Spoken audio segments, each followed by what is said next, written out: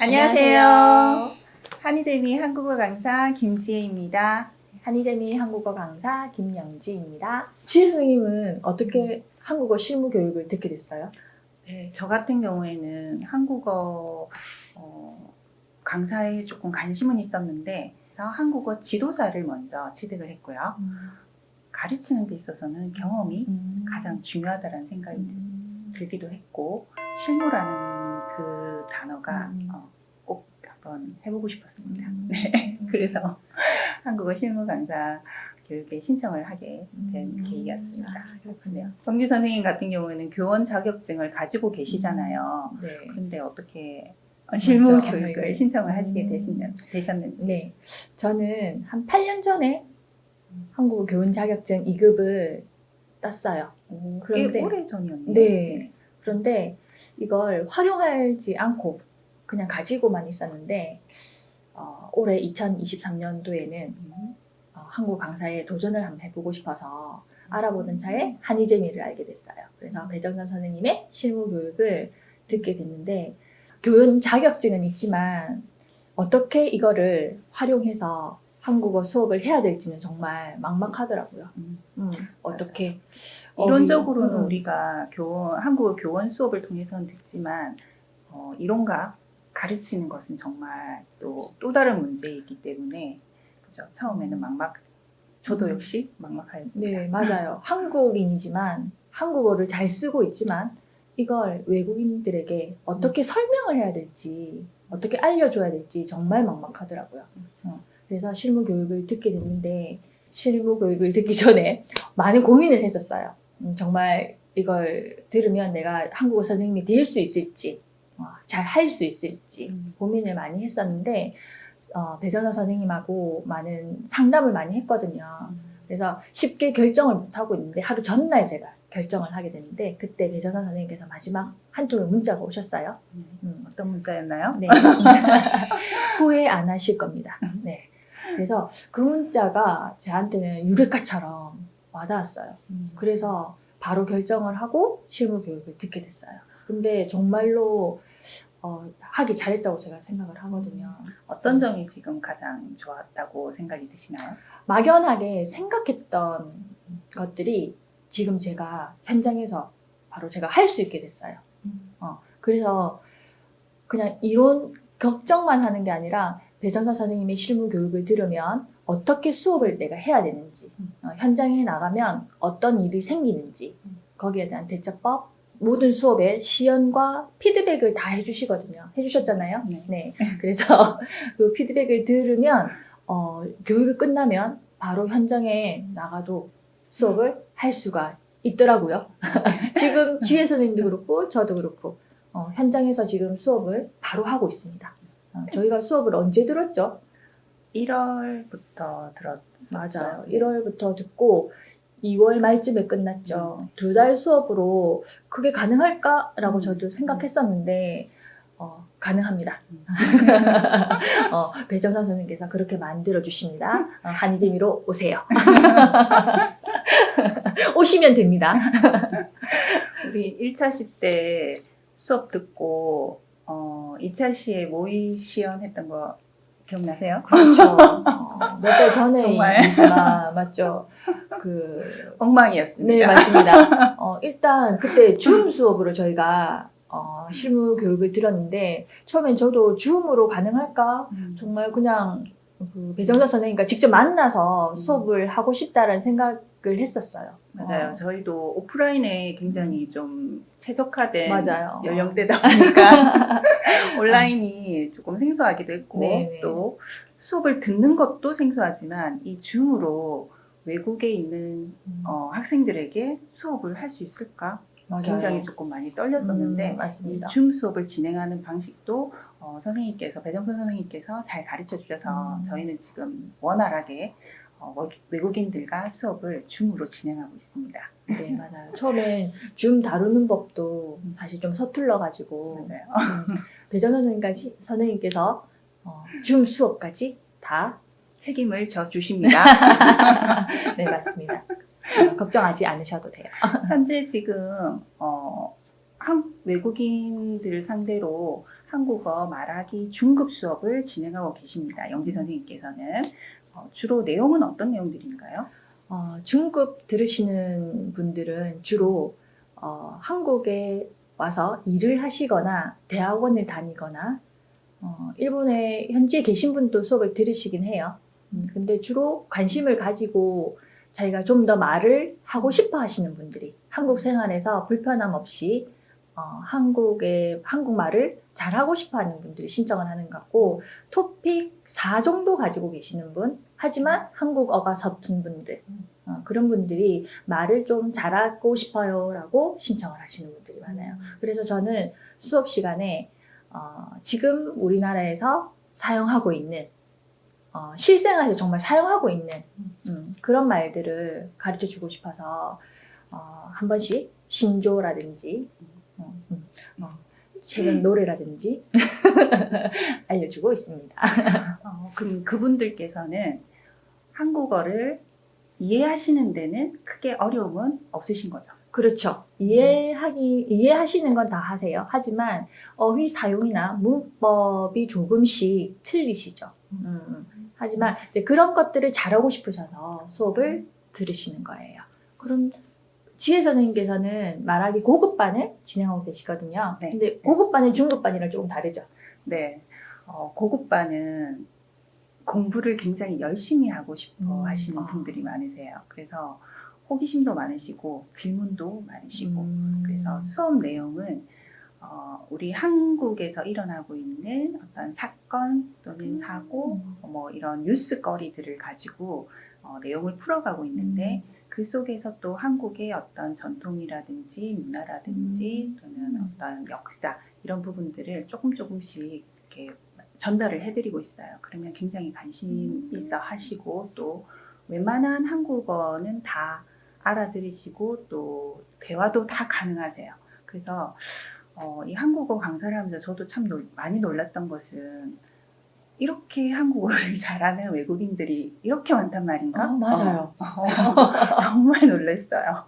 그리고 관심도 너무너무 많으시고 또 이 한국어를 이렇게 고급반까지 오기까지 보통 6년 또는 9년 이렇게 오랫동안 공부하신 분들도 굉장히 많으시더라고요. 그런 점에 있어서 굉장히 많이 놀랬고 저도 또 한국에 대한 관심이 많구나. 내가 생각했던 것보다 그 이상이구나. 그래서 이제 가르칠 수 있는 학생들이 전 세계에 있구나. 맞아요. 전 세계의 모든 학생들이 나를 기다리고 있구나. 네. 한이쟁이로 오시면 됩니다. 어서 오세요. 네. 해결됩니다.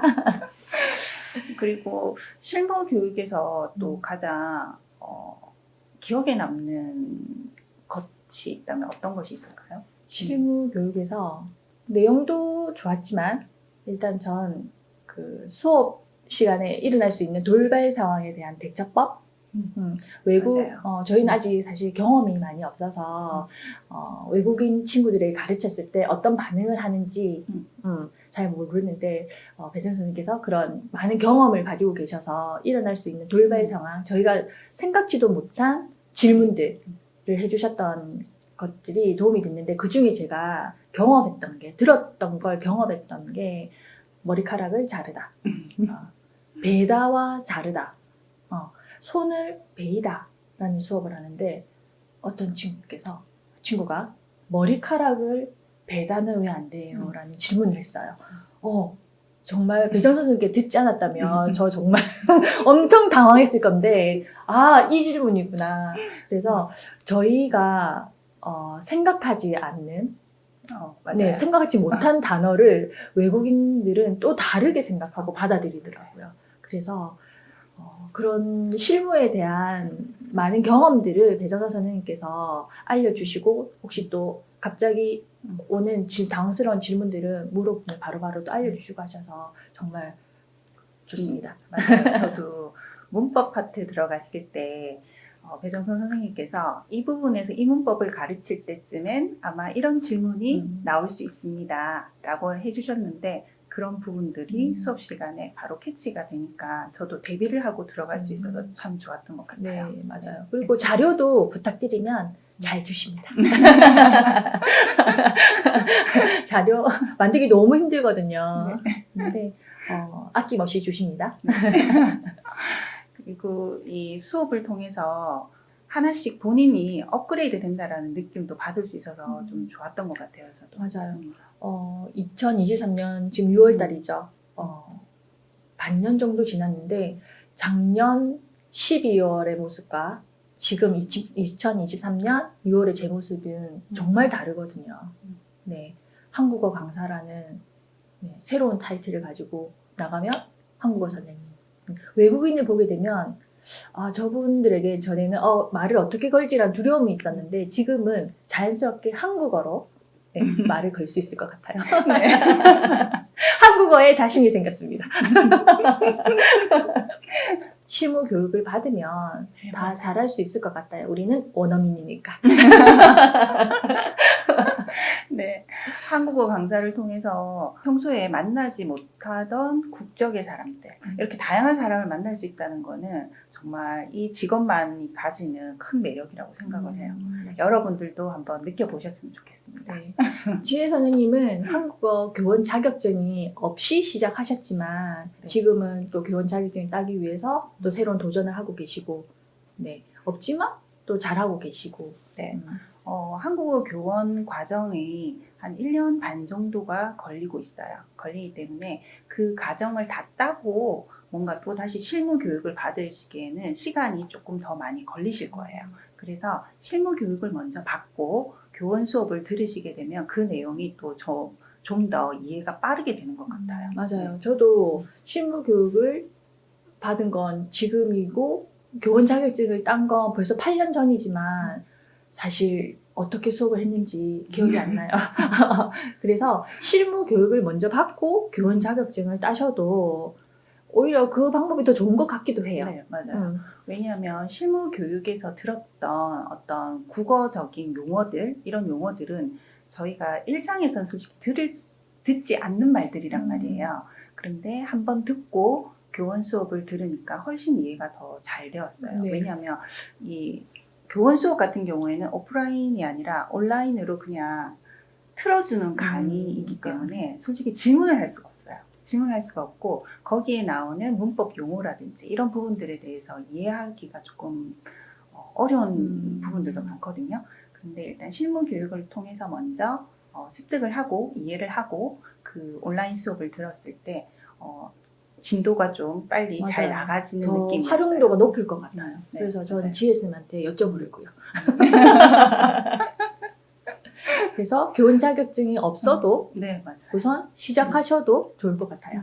솔직히 어떻게 보면은 교원 자격증이 없어도 이 일은 충분히 시작하실 수가 있어요. 왜냐하면 원어민이시니까요. 맞아요. 원어민이니까. 그렇지만 가르치는 일이기 때문에 함부로 또 우리가 내용을 전달할 수는 없어요. 뭔가 알고는 있어야 하는 틀은 있어야 된단 말인 거죠. 그래서 실무 교육을 통해서 한국어를 어떻게 외국인들에게 체계적으로 가르칠 것인지 한번 고민해 보시는 시간 가지시는 것도 괜찮으실 것 같아요. 네, 맞습니다. 저처럼 장롱 면허처럼 가지고는 있지만 활용하지 못하는 분들, 아마 그분들은 저처럼 어떻게 지도해야 되는지 몰라서 그러실 거예요. 운전도 면허증을 땄지만 차가 없으면 면허증 필요가 없죠. 그래서 그것처럼 내가 현장에 나오지 않으면 교원 자격증은 활용을 할 수 없는 것 같아요. 그래서 일단 두려우시면 실무 교육을 2달 정도니까 받으시면 분명히 그 장롱에서 교원 자격증은 나올 수 있을 거라 생각을 해요. 맞아요. 자신감은 뿜뿜 됩니다. 뿜뿜. 자신감 뿜뿜. 맞아요. 그래서 교원 자격증을 가지고 계시는 분들은 분명 또 다른 직업을 분명히 가지고 계실 거라 저는 생각을 하거든요. 그래서 자기가 본래 하던 일을 하다가 이 일로 전향을 하고 싶은데 어떻게 해야 될지 분명히 모르셔서 그냥 가지고 계신 분들이 많은데 그렇게 힘든 일은 아닌 것 같아요. 한국어 교원 자격증을 가지고 계시다면 교육을 잠깐만 받으면 분명히 한국어 강사가 될 수 있을 것 같아요. 네. 지금 부산에서도 찾아가는 한국어 교실이라고 해서 부산시에서 부산시 전국에서 지원을 지금 많이 하고 있습니다. 중도 입국자 자녀들에게 한국어 학습을 시켜서 지금 기존 교육에 떨어지는 학습량을 한국어를 우선 교육을 시켜서 향상시켜 주려고 하고 있거든요. 그래서 지금 인력도 많이 필요로 하고 있는 것 같아요. 그래서 지금 실무 교육을 받으면 바로 현장에 나갈 수 있는 기회가 많은 것 같아요.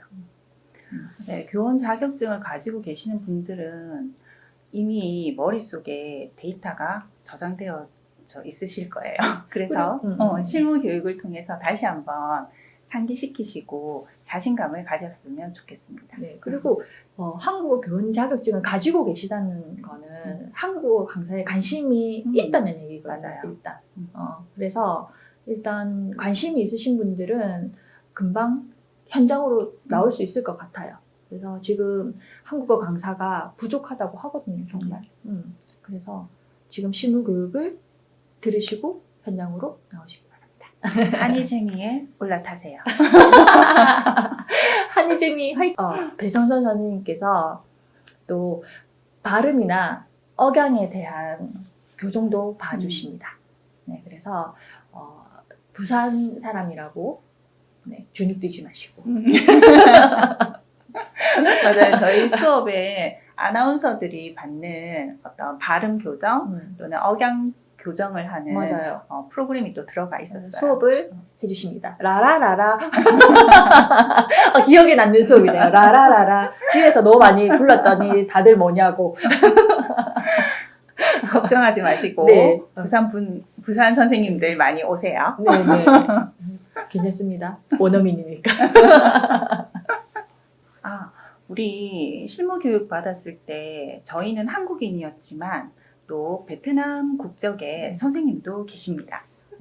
그렇게 이중국적 언어 강사로 활동하고 계시는 분도 저희랑 같이 실무 교육을 받아서 한국어 강사가 되고 싶어 하신 분도 계셨어요. 네, 그래서 꼭 한국인이 아니더라도 토픽 6급 정도 가지고 계시고 한국어가 자신이 있고 관심이 있다면 한국어 강사에 관심을 가지셔도 될 것 같아요. 꼭 한국인이 아니어도 한국에 거주를 오래 하셨거나 아니면 한국어 강사에 관심이 있으신 이주 여성분들 모두 다 괜찮습니다. 얼마든지 한국 실무 교육을 통해서 한국어 강사가 되실 수 있으십니다. 도전하세요. 도전하세요. 원지호 선생님을 보니까 네, 맞아요. 오히려 맨 처음 시작하시는 분들한테는 모국어와 함께 한국어를 사용해서 한국어 수업을 하시니까 더 오히려 이해를 빨리 하시는 것 같았어요. 네. 초급 때는 굉장히 매력적일 것 같아요. 더 이해하기가 쉬우니까 쉽게 익힐 수 있을 것 같았어요. 베트남 국적이시기 때문에 베트남 학생들을 상대로 초급 과정 또는 오즈벡 출신이시면은 오즈벡 학생들을 상대로 초급 과정 이렇게 하시면서 또 중급으로 고급으로 넘어가시는 그런 과정을 밟으시는 것도 괜찮으실 것 같아요. 맞아요. 초급에서는 저희 원어민들은 사용할 수 있는 단어량이 정말 제한되어 있거든요. 잘 모르시니까. 그래서 주로 바디랭귀지를 사용해서 말하다, 듣다 이렇게 한정된 단어로 수업을 해야 되지만 원어민이시면 모국어를 사용해서 이해를 좀 더 빠르게 할 수 있도록 도와주실 수 있기 때문에 외국인 여러분들도 얼마든지 한국어 강사 도전하실 수 있으십니다. 네. 그랬어.